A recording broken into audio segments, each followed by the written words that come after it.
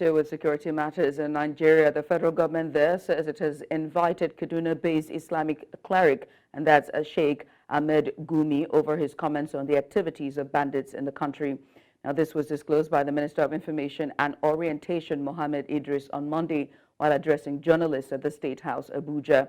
Idris said Gumi is not above the law, noting that the government has deemed it necessary to invite him for questioning. The cleric had earlier offered to dialogue with bandits who abducted the school children from Kuriga government secondary and LEA primary schools in the Chikun local government area of the state. According to him, Tinubu must not repeat the mistake made by former President Muhammadu Buhari, who refused to dialogue with bandits.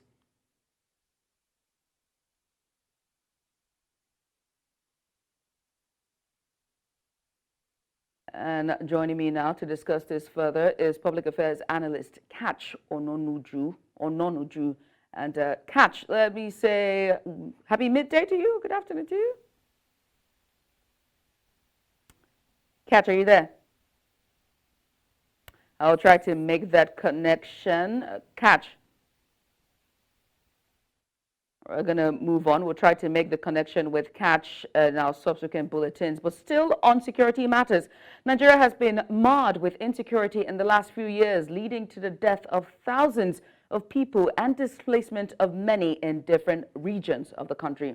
Now, during a gathering of reporters attending the launch of the book, Anything and Everything Journalism, the role of media in surveillance and sensitization was emphasized as a key tool to help tackle insecurity issues. News Central's Bettina Nweli reports.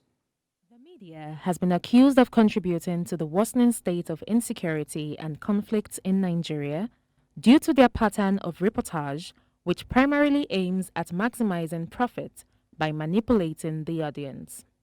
More worrisome is the fact that insurgents mainly seek first and foremost to manipulate and exploit the media for their own selfish purposes by sending out messages that will increase their publicity. Something that should inspire journalists to be more focused on their passion, to be more critical about the elements, the finesse that goes into their craft.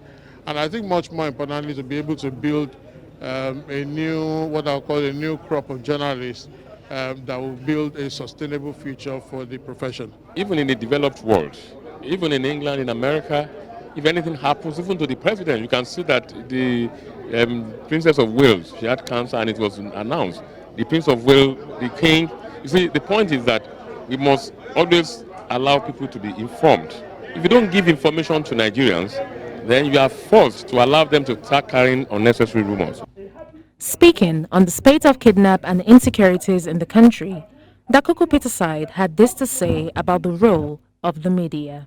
If media practitioners are professionally trained and are thoroughbred professionals, nothing can come as a barrier between them and doing their duty. Even in the United States, it is not government that will give media access. Media will have access one way or the other. And now, particularly to the insecurity going on in our country, there ought to be some form of collaboration between security personnel and journalists or the media. Now, who fosters this collaboration? It could be either the military or the media. What matters most importantly is the fact that if people understand the critical role the media can play in addressing insecurity, the media will obviously offer you the platform. About quality, about delivering good service, isn't it? Journalism as an industry faces a lot of challenges in Nigeria, but as long as the government and media fail to mitigate terrorist exploitation of the new media, things may persist. Analysts say the media should deliberately work to improve upon its performance criteria so as to restore confidence in the hearts of the people. In Lagos, for News Central, Bettina Nwili. Still on insecurity, earlier we told you that the federal government of Nigeria says it has invited Kaduna-based cleric, and that is Sheikh Ahmad Gumi. Joining me now to have a discussion more is the public affairs analyst, Katch Ononuju. Katch, are you back on now? Can you hear me? Katch, are you there? Yes, I am. There you are. Fantastic. Let's get started, shall we? The popular Kaduna cleric Ahmad Gumi has been speaking in support of bandits and terrorists in recent times, and asking and calling for him to be sort of a middleman in negotiations and dialogue. What do you make of this, as many consider it a criminal offense, or is it protected by freedom of expression? Well, thank you. I think the problem about Sheikh Gumi offer a time warp problem. This was what he was doing under the Buhari administration. And because Buhari condoned it, he continued. As Tinubu came in, he warned Tinubu that if Tinubu does not negotiate with him, that his voice will go on. Tinubu, in the heat of that, published names of terrorists, and among those names was his assistant, Manu Tukor. He got angry, but then Tinubu has continued to say that he will not negotiate with him.